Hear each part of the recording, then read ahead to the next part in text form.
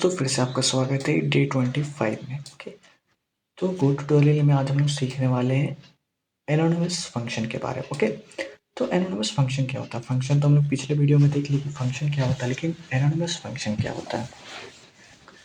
तो anonymous function आपका बिना नेम के फंक्शन को बोला जाता है। ओके, जैसे हम लोग फंक्शन में एक नेम मतलब कि फंक्शन नेम लिख के डिक्लेयर करते थे और उसके थ्रू उसको कॉल करते थे उस फंक्शन को।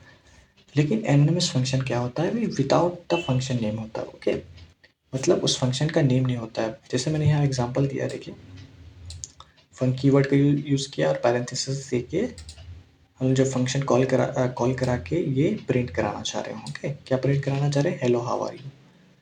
सो इसी को बोलते हैं हम लोग एनोनिमस फंक्शन। ओके, जो बिना नेम का होता है, जो फंक्शन बिना नेम का होता है उसको बोलते हैं एनोनिमस फंक्शन। तो ये आप अगर कोड में रन कीजिएगा तो ये कोड रन नहीं होगा। ओके, तो देख यहाँ पे जो लिखा हुआ उसको पढ़ लेते हैं एक बार।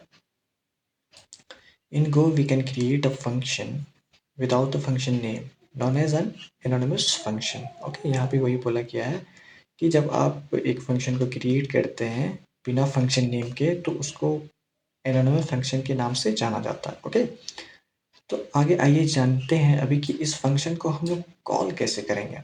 ओके, कॉल कैसे करेंगे इस फंक्शन को। तो working of anonymous function. Okay, उसका वर्किंग देख लेते हैं हम लोग। Since an anonymous function does not have any name we might be wondering how we can call the function. Okay, मतलब कि हम जो फंक्शन मतलब एनोनिमस फंक्शन का तो कोई नाम नहीं होता है, तो हम लोग हमेशा मतलब कि हम लोग को तो परेशान होना एकदम जाहिर सा बात है कि हम लोग उस फंक्शन को कॉल कैसे करेंगे।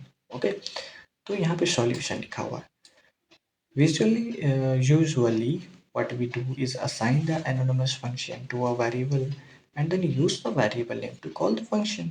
Okay, तो यहाँ क्या बोलता है कि आप एक वेरिएबल क्रिएट कीजिए और उसमें आप एनोनिमस फंक्शन को असाइन कर दीजिए, then use the variable name to call the function. Okay, सबसे पहले क्या बोला ये कि आपको एक वेरिएबल क्रिएट करना है और उसमें एनोनिमस फंक्शन को असाइन करना है। फिर आपको क्या करना है? Then use the variable name to call the function. आप उस वेरिएबल का यूज करके एनोनिमस फंक्शन को कॉल कर सकते हैं। ओके, तो मतलब आपको पहले एक वेरिएबल क्रिएट करना है, उसमें एनोनिमस फंक्शन डिक्लेयर करना है, उसके बाद उस वेरिएबल के थ्रू आप एनोनिमस फंक्शन को कॉल कर सकते हैं। ओके, तो आइए देखते हैं हम लोग कैसे करते हैं इसको। तो मैं यहाँ पे लिख देता हूँ create a anonymous function. Okay, create a anonymous function. Okay, तो सबसे पहले एक var बनाते हैं। हम शॉर्ट हैंड नोटेशन का भी यूज़ कर सकते हैं, तो फिलहाल आप समझने के लिए अभी मैं एक var ही क्रिएट करता हूँ और इसमें क्या करना है? फंक। ओके, इसका सिंटेक्स देख लीजिए कैसा होता है। फंक पैरेंथेसिस कर्ली ब्रैकेट ओपन और उसके बाद जो आप प्रिंट कराना चाहते हैं, जो प्रोग्राम कराना चाहते हैं वो आप लिख सकते हैं यहाँ पे। ओके, तो मैं यहाँ पे अभी ग्रीट फंक्शन ग्रीट कीवर्ड दिया हूँ तो ग्रीट टाइप का ही फंक्शन बनाऊंगा। ओके, तो hello how are you. Okay, अब क्या करना है? यहाँ पे कमेंट करके लिखता हूँ कॉल द एनोनिमस फंक्शन और इसको क्या करना है? वेरिएबल का नेम के थ्रू हम एनोनिमस फंक्शन को कॉल करते हैं, तो वेरिएबल लिख के पैरेंथेसिस लिखना है और कॉल करना है।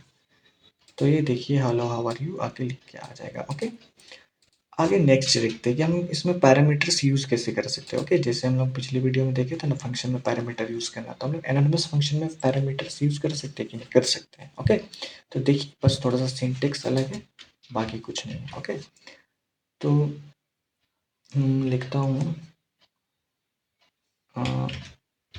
Anonymous function with parameters. Okay, with the parameters.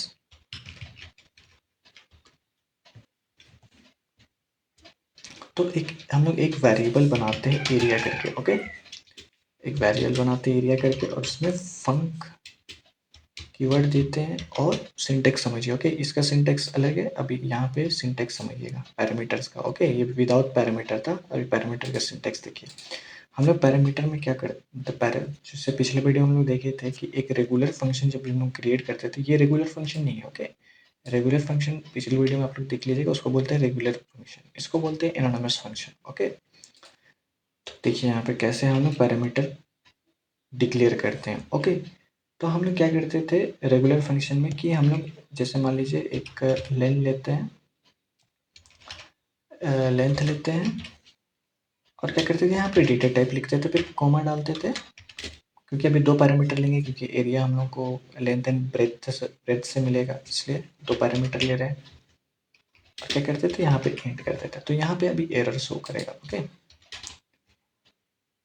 Error नहीं शो करेगा, सॉरी, ये भी रन हो जाएगा। ओके, तो मैं यहाँ पे एक रिजल्ट करके वेरिएबल बनाता हूँ और यहाँ लिख देते हैं लेंथ इनटू ब्रेथ। ओके, और क्या करते हैं f m t dot print l n कर देते हैं और यहाँ लिख देते हैं एरिया, और यहाँ पे क्या करते हैं रिजल्ट को प्रिंट करा देते हैं। ओके, और फिर यहाँ पे क्या करते हैं लिखते हैं कॉल, इसी को कॉपी करते हैं with parameters. Okay, call the function with parameter with the parameter values, parameters values। Okay, तो यहाँ पे हम लोग तो पैरामीटर दे दिए, तब हम लोग को क्या करना है इसके वैल्यू को तो वहाँ डाल, मतलब वैल्यू पे तो पुट करना है या साइन करना, तभी ना ये फंक्शन रन करेगा। ओके, तो हम लोग पैरामीटर्स जब डिक्लेयर करते हैं फंक्शन में, तो उसके बाद हम लोग उस पैरामीटर्स के वैल्यू को असाइन कहाँ करते हैं, जहाँ फंक्शन कॉल करते हैं। ओके, तो क्या लिखते हैं एरिया फंक्शन था हमारा और 11 और 11 दे देते हैं। ओके, तो 121 आंसर आना चाहिए, 121 आ गया आंसर। ओके, तो यहाँ समझ गए आप लोग पैरामीटर्स का यूज़ कैसे करते हैं। तो यहाँ पे आप इंट दो बार लिखने का जरूरत नहीं, आप एक बार भी लिखिएगा तो चलेगा। ओके, तो देखिए आ गया। ओके, तो आप दो बार नहीं एक बार भी लिख सकते हैं। ओके, लेकिन दो बार लिखिएगा तो पता चलेगा ये भी डेटा टाइप वही है, मतलब इसका भी डेटा टाइप इंटीजर है और इसका भी डेटा टाइप इंटीजर है। ओके, तो उसमें क्लैरिफाई हो जाता है, लेकिन इसमें क्या पता चल रहा है, बस इसका डेटा टाइप पता चल रहा है। तो ये एक शॉर्ट हैंड बोलिएगा इसको, एक मतलब शॉर्ट में लिख दिया है, लेकिन उससे ज़्यादा क्लियर होता है कि आप यहाँ पे इंटीजर लिखिएगा। तो ओके, तो मैं आपको बता दे रहा था कि इस टाइप से भी लिख सकते हैं। चलिए, अब इसमें हम लोग रिटर्न वैल्यू भी देख लेते हैं। ओके, रिटर्न वैल्यू बोल रहा हूँ, रिटर्न का वर्क भी देख लेते हैं। ओके, तो रिटर्न तो मैंने आपको पिछले वीडियो में बताया था, रिटर्न क्या करता है, ओनली जो आप रिटर्न करा रहे हो उसके वैल्यू को रिटर्न करता है। ओके, तो जब हम लोग रिटर्न कराते हैं तो जो वैल्यू आप रिटर्न करा रहे हैं तो उसका डेटा टाइप कौन सा, आपका डेटा टाइप वो वैल्यू मतलब वेरिएबल दे रहा है। ओके, ये वेरिएबल कौन सा डेटा टाइप दे रहा है, आपका इंटीजर दे रहा है, तो आपको इस पैरेंथेसिस मतलब पैरेंथेसिस के बाहर में लिखना पड़ता है रिटर्न का वेरिएबल, रिटर्न का डेटा टाइप। ओके, रिटर्न का सॉरी, जो वेरिएबल में मतलब कि रिटर्न जो वैल्यू रिटर्न कर रहा है। ओके, उसका डेटा टाइप क्या है, उसको आपको इस पैरेंथेसिस के बाद लिखना पड़ता है। ओके, उसके बाद लिखने से ही काम नहीं चलता है। ओके, जब आप रिटर्न कर दीजिएगा वैल्यू को, तो वो क्या कर रहा है, केवल वैल्यू को रिटर्न कर रहा है, प्रिंट नहीं करा रहा हूँ। तो हम लोग को कंसोल में प्रिंट कराने के लिए क्या करना पड़ता है, अलग से वेरिएबल बनाना पड़ता है। ओके, तो मैं एक रिजल्ट करके वेरिएबल बनाते हैं शॉर्ट हैंड नोटेशन का यूज़ करके, और क्या करते हैं, अच्छा इसको हम लोग ऐसे ही छोड़ देते हैं।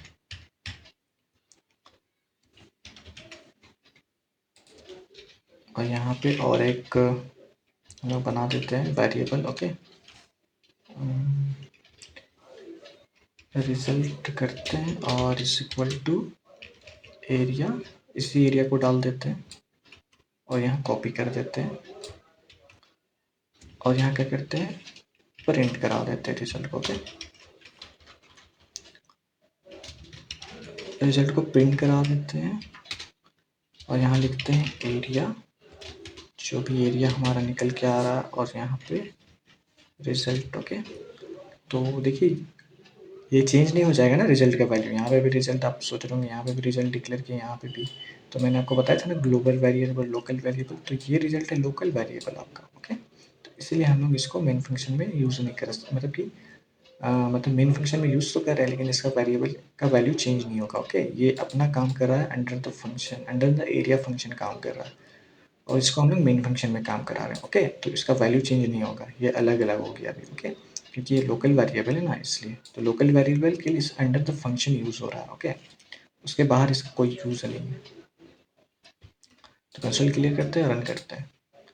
इडियट 121 आ गया। ओके, आपको चेंज भी करके दिखा देता हूँ, उसको भी कमेंट कर देते हैं। 12 या 21 लिखते हैं। ओके,